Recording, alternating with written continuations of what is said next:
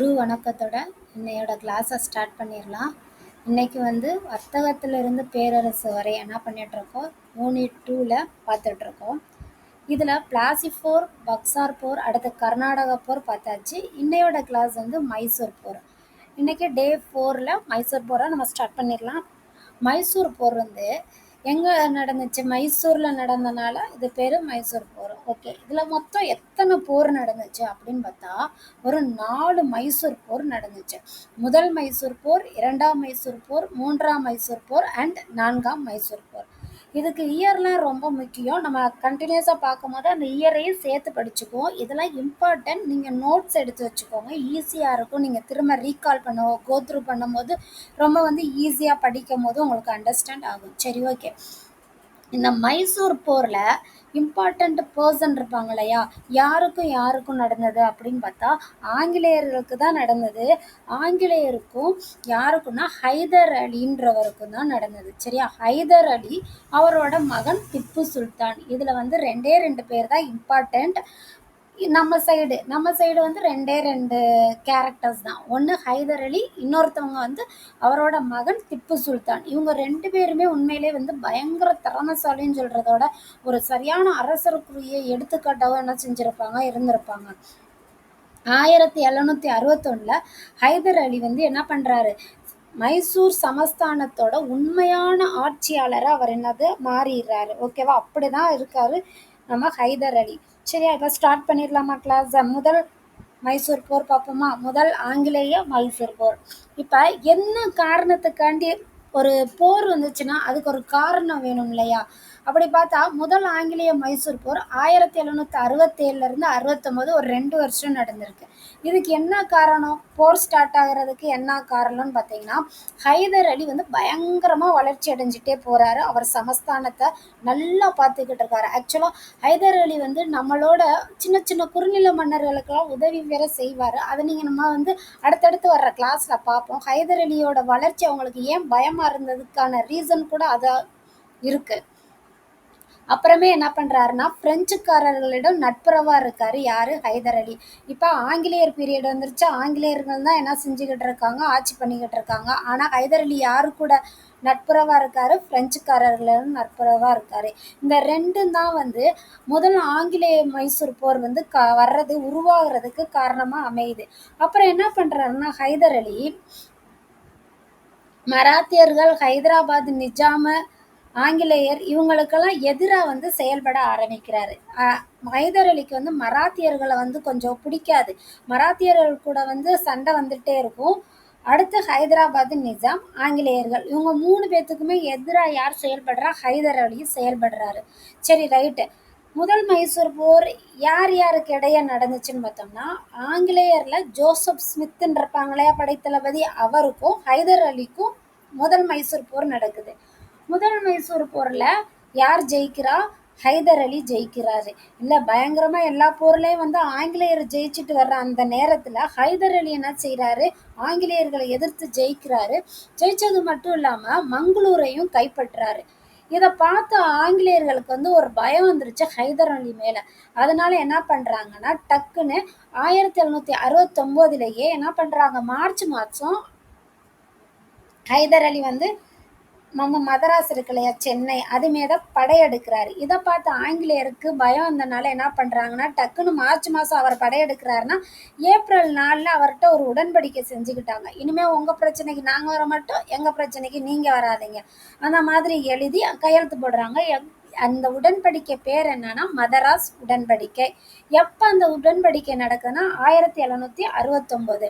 இந்த உடன்படிக்கை அப்போ ஹைதர் அலி ஆங்கிலேயர்கள்ட்ட ஒன்று சொல்கிறாரு, எனக்கு மராத்தியர்களுக்குமா ஒரு சண்டை, என்னை எதிர்த்து யார் என் கூட சண்டை போடுறாங்களோ அப்போ ஆங்கிலேயரான நீங்கள் எனக்கு சப்போர்ட்டாக நிற்கணுன்றதான் அந்த மதராசு உடன்படிக்கை. யாரெல்லாம் ஹைதர் அலி கிட்ட பிரச்சனை, சிம்பிளாக சொன்னால் ஹைதர் அலி கிட்ட யாரெல்லாம் பிரச்சனை பண்ணுறாங்களோ அப்போல்லாம் ஆங்கிலேயர்கள் சப்போர்ட்டுக்கு நிற்கணும் அப்படின்னு தான் மதராஸ் உடன்படிக்கையில் என்ன பண்ணுறாங்க, கையொப்பம் இடுறாங்க. ஆனால் கையெழுத்து போட்டு முடிச்சிடுறாங்க. முதல் ஆங்கிலேய மைசூர் போர் முடியுது. ரெண்டாவது, இரண்டாம் ஆங்கிலேய மைசூர் போர் 1780-84 வருது. ஏன் ரெண்டாம் ஆங்கிலேய மைசூர் போர் வருது? அதுதான் ஆங்கிலேயர் மெட்ராஸ் உடன்படிக்கை மூலம் சைன் பண்ணி கொடுத்துட்டாங்க. சரி, உங்களுக்கு என்ன பிரச்சனைனாலும் நாங்கள் வர்றோம் சொல்லிட்டாங்க. அப்புறம் ஏன் செகண்ட் ஆங்கிலேய மைசூர் போர் வந்துச்சு நம்ம பார்த்தோம்னா, அதுக்கான ரீசன் என்னன்னா, இந்த 1769 ஒரு மதராஸ் உடன்படிக்கை போட்டாங்க நான் சொன்னேன் இல்லையா, அந்த தான் ஆங்கிலேயர்கள் என்ன செய்யலை, நிறைவேற்ற மாட்டாங்க. அவங்க போடுறதோட சரி, ஆங்கிலேயர்கள் என்ன செய்யலை, நிறைவேற்றலை.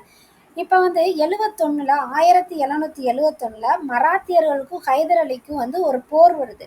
அப்போ வந்து ஆங்கிலேயர்கள் என்ன சொல்லணும், அந்த உடன்படிக்கை என்ன சொல்லுது, என் கூட யாரெல்லாம் போர் புரிய சண்டைக்கு வர்றாங்களோ அப்போ ஆங்கிலேயர்களான நீங்கள் வந்து சப்போர்ட்டுக்கு வரணும்னு சொல்லி தான் அந்த உடன்படிக்கை. ஆனால் ஆங்கிலேயர்கள் அப்போ வரல. இதனால என்ன ஆகுதுன்னா, ஹைதர் அலிக்கு திரும்ப வந்து கோவம் வர ஆரம்பிச்சிருச்சு.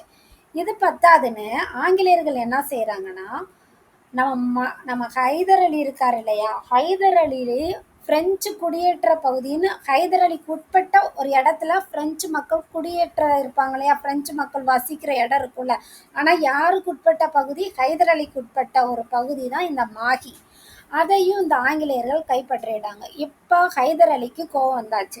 சரி, இவங்களை விடக்கூடாது, இவங்க என்ன பண்ணுறாங்க, கொடுத்த மதராஸ் உடன்படிக்கையில போட்டதில் சைன் பண்ணதில் அவங்க என்ன செய்யலாம், சரியாக நமக்கு ரெஸ்பான்ஸ் பண்ணலாம். பத்தாக்கு நம்மளோட மாகியையும் அவங்க கைப்பற்றிட்டாங்க சொல்லி ஹைதர் அலிக்கு கோவம் வந்துச்சு.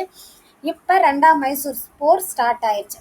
ரெண்டாம் மைசூர் போர் வந்து எந்த வருஷம் ஸ்டார்ட் ஆச்சுன்னா 1780 84, ஒரு 4 வருஷம் போயிட்டுருக்கு. இப்போ 81 யார் யாருக்கு இடையே நடக்குதுன்னா, ஹைதர் அலி ஒரு பக்கமும் ஆங்கிலேய படைத்தளபதியான சர் அயர்கூட்டும் இந்த பக்கம் இருக்காங்க. இப்போ என்ன பண்ணுறாங்கன்னா, சண்டை ஸ்டார்ட் ஆன உடனே ஹைதர் அலி வந்து என்ன செய்கிறாரு, தோல்வியை தழுவிடுறாரு. சர் அயர்கூட் வந்து ஜெயிச்சிடறாரு. ஆங்கில படை வந்து ஜெயிச்சிட்டாங்க. இது பத்தாதுன்னு பரங்கிப்பேட்டையில் தான் இந்த இரண்டாம் மைசூர் போர் நடக்கும். அந்த இடத்துலையும் தோல்வி ஆயிரு. அதுக்கடுத்து சோளிங்கர்னு ஒரு இடம் இருக்குது. அங்கேயும் வந்து என்ன பண்ணுறாங்கன்னா, ஹைதர் அலியோட டீம் வந்து தோல்வியை தழுவிடுறாங்க.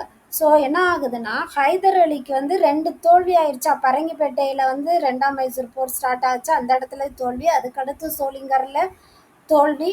இந்த மாதிரி போய்கிட்டு இருக்க சமயத்தில் 1782 ஹைதர் அலிக்கு புற்றுநோயால் பாதிக்கப்பட்டு அவர் இறந்து போயிடுறாரு. எப்போ, 1782.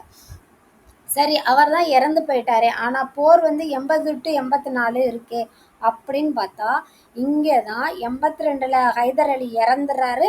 அவர் இறந்த உடனேயே அந்த போரை யார் கண்டினியூ பண்ணுறாருன்னா, அவரோட மகனான திப்பு சுல்தான் வந்து கண்டினியூ பண்ண ஆரம்பிக்கிறாரு அந்த போரை. சரி, அப்போ திப்பு சுல்தான் கண்டினியூ பண்ணுறாருல, சரி ரைட், அப்போ முடிஞ்சிருக்கணுமே போர் அப்படின்னு பார்த்தா, திப்பு சுல்தான் கண்டினியூ பண்ணுறாரு. அப்போ அவர் என்ன செஞ்சிட்டாருன்னா, ஒரு விஷயம் பண்ணுறாரு. ஆங்கில படைத்தளபதியான பிரிகேடியர் மேத்யூஸ்னு ஒருத்தவரையும் அவரோட படைகளையும் கைது செய்கிறாரு. திப்பு சுல்தான் இருக்குள்ள கோவம் இருக்குள்ளையா, அவங்க அப்பா வந்து எவ்வளோ கஷ்டப்பட்டுருப்பார் இல்லையா அந்த சமயத்தில். எஸ், கரெக்டாக. அதனால அவர் வந்து என்ன பண்ணுறாரு, அந்த பிரிகேடியர் மேத்யூஸையும் அவரோட படை வீரர்களையும் கைது செஞ்சிடறாரு. கைது செஞ்சுட்டு வச்சிருக்காரு. இப்போ வந்து என்ன பண்ணுறாங்க, இந்த ரெண்டாம் மைசூர் போர் வந்து முடிவுக்கு வரணும் இல்லையா. சரி, அப்போ நம்ம ஒரு உடன்படிக்கை ஒப்பந்தம் போட்டுக்கலான்னு எப்பயும் போல் என்ன பண்ணுறாங்க, மங்களூர் உடன்படிக்கைன்னு 1784 மார்ச் 7 போடுறாங்க. யாருக்கும் இந்த உடன்படிக்கைன்னு பார்த்தோம்னா, திப்பு சுல்தானுக்கும் ஆங்கிலேயருக்கும் இந்த உடன்படிக்கை போயிட்டுருக்கு. அப்போ அந்த உடன்படிக்கையில் என்ன பண்ணுவாங்க, மேக்சிமம் அவங்களுக்கு ஃபேவரான விஷயங்கள்லாம் கேட்பாங்க. நம்ம படிச்சிருக்கோம்ல ஆல்ரெடி. இதுலேயும் அதே போல் தான் கேட்குறாங்க. 2 பிரிவினருமே நீ கைப்பற்றிய பகுதியெல்லாம் திரும்ப எனக்கு கொடுத்துரு, என்கிட்ட இருந்து எடுத்துக்கிட்ட பகுதியெல்லாம் நீ எனக்கு தந்துரு, நான் உன்கிட்ட இருந்து எடுத்துக்கிட்ட பகுதியெல்லாம் உனக்கு தர்றேன்னு யாரும் சொல்லிக்கிறாங்க. திப்பு சுல்தானும் ஆங்கிலேயர்களும் அவங்கவுங்க கைப்பற்றிய பகுதிகளை திரும்ப அவங்கவுங்க வாங்கிக்கிட்டாங்க. சரி ரைட்டு. அடுத்து நெக்ஸ்ட் என்ன பண்ணாங்கன்னா, போர்க்கைதிகளை ஒப்படைச்சிடணும். இது வந்து ஒரு அருமையான விஷயம்தான். இப்போ நம்ம போர்க்கைதி வந்து நம்மளோட மக்கள் போர்க்கைதி அவங்கக்கிட்ட மாட்டினா அவங்க நிறையா என்ன செஞ்சுருப்பாங்க, ட்ரபிள்ஸ் அவங்களுக்கு கொடுப்பாங்க. அப்போ அவங்க இங்கே வந்தால் அவங்களுக்கு நிறையா ட்ரபிள்ஸ் இருக்கும். ஸோ அவங்க போர்க்கைதிகளை என்ன செஞ்சிடணும், கொடுத்துடணும்னு சொல்லியிருக்காங்க. இந்த 2 விஷயமும் நடக்குது. சரி ரைட்டு. அந்த டைம்ல வர்றவர் தான் கவர்னர் ஜெனரல் வாரன் ஹேஸ்டிங்ஸ். இவனும் ஒரு இம்பார்ட்டன்ட் பர்சன் தான், இவரை ஞாபகத்தில் வச்சுக்கோங்க. இவர் என்ன பண்றாருன்னா, இப்ப ஹைதர் அலியோட மகன் திப்பு சுல்தான், இவங்க வந்து பெரிய பயங்கர டாமினேஷனா இருக்காங்க. யாருக்கு? ஆங்கிலேயர்களுக்கு. ஆங்கிலேயர்களுக்கு வந்து ஹைதர் அலியும் திப்பு சுல்தானுமே ரொம்ப என்ன பண்ணிட்டு இருக்காங்க. ஹைதர் அலியா எப்ப இருந்து இருக்காரு? 1967 இருந்து ஸ்டார்ட் பண்ணியாச்சு. இப்ப 84 வந்துருச்சு. அவரோட பிள்ளையான திப்பு சுல்தான், இவங்க ரெண்டு பேருமே சிம்ம சொப்பனமா இருந்துகிட்டு இருக்காங்க பிரிட்டிஷ்காரங்களுக்கு. ஸோ மராத்தியர்களும் ஹைதர் அலியிடம் இருந்து அவர் வந்து அந்த பிரிட்டிஷ் ஆதிக்கத்தை வந்து அவர் என்ன பார்த்தீங்கன்னா பாதுகாத்துக்கிட்டு இருந்தார். இவங்க ரெண்டு பேருனால பிரிட்டிஷ்க்கு ஆதிக்கத்துக்கு எதுவும் ஆகக்கூடாது அந்த மாதிரி பாதுகாத்துட்டு வந்துட்டு இருந்தாரு. சரி, ரைட்டு. அப்புறம் இந்தியாவில் எங்கெல்லாம் ஆங்கிலேய ஆட்சி இருக்கோ அந்த பகுதியெல்லாம் என்ன செஞ்சாரு? ஒருங்கிணைத்தார்.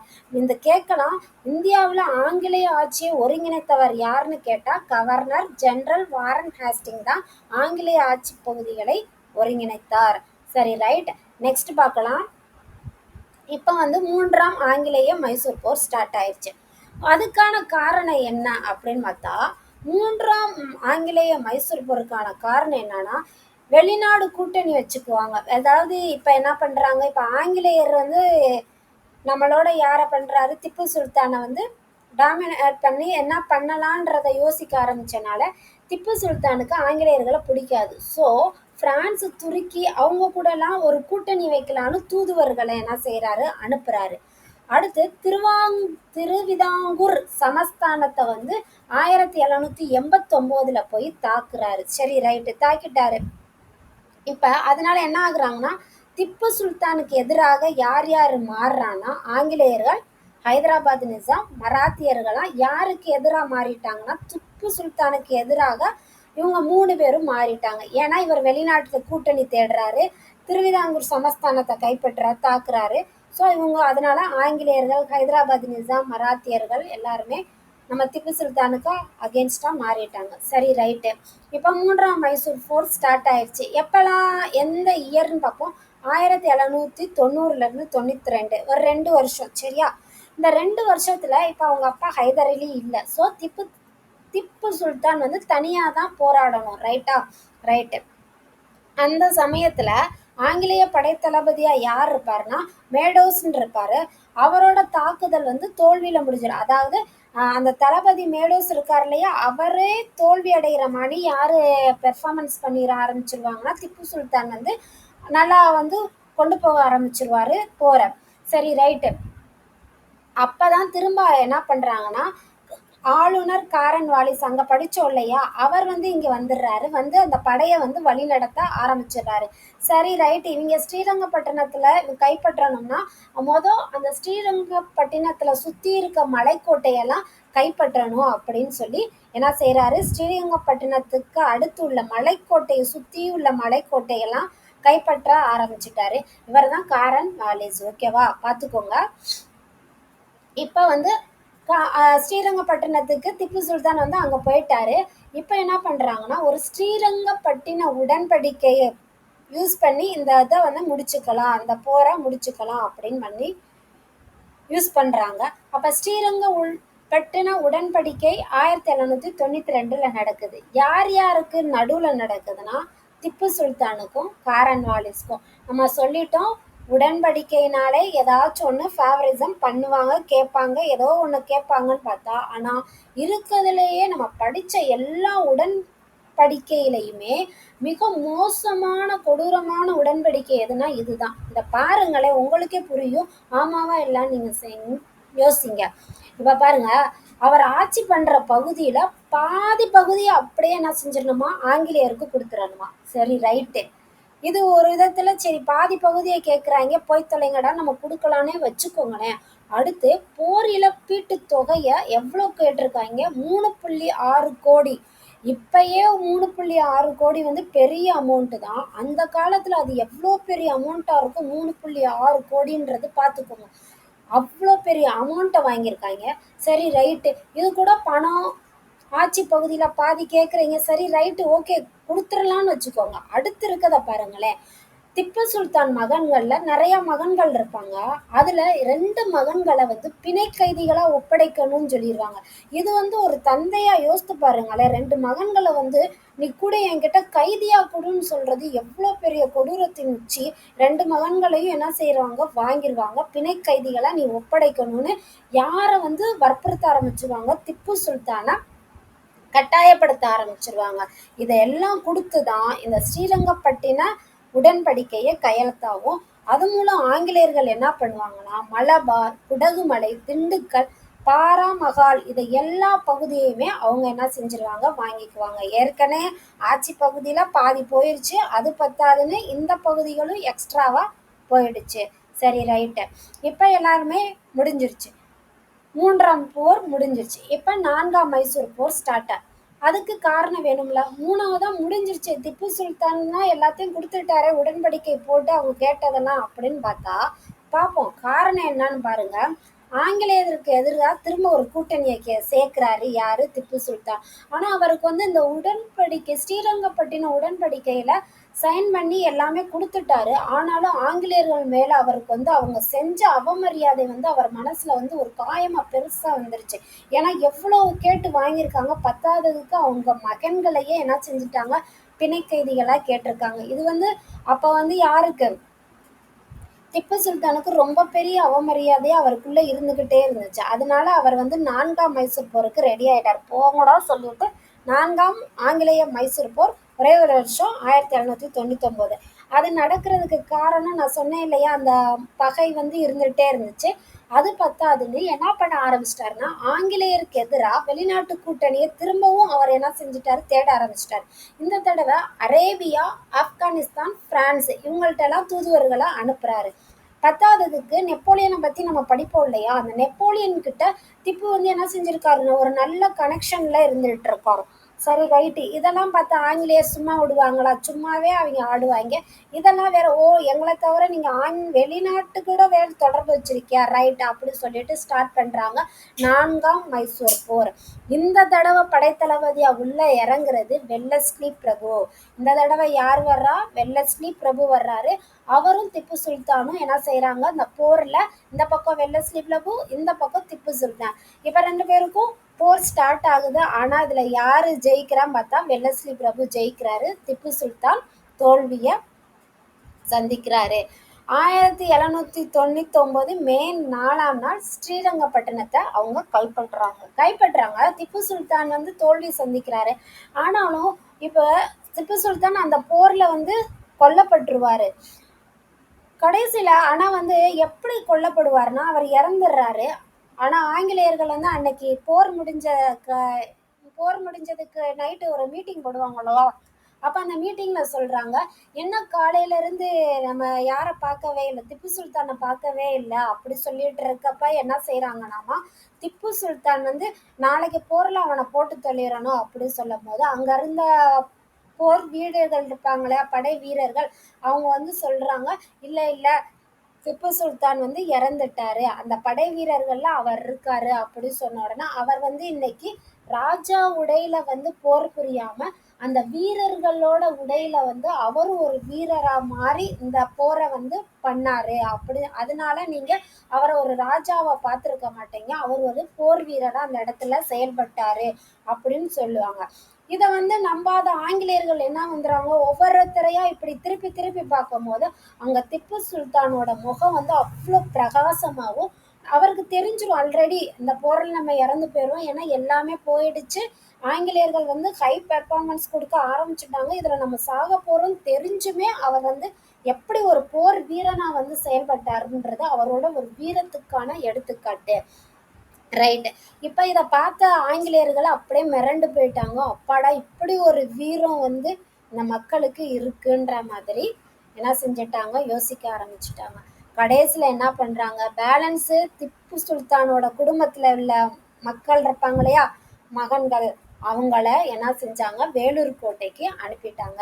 வேலூர் கோட்டைன்றது ஒரு கோட்டைக்கு அனுப்பியிருக்காங்கன்னு நினைக்காதீங்க. அந்த காலத்துல வேலூர் கோட்டைன்றது ஒரு ஜெயிலு.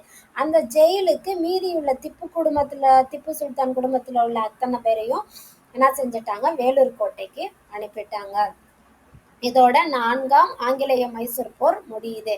இன்னையோட கிளாஸில் நம்ம மைசூர் போரை ஃபினிஷ் பண்ணியாச்சு.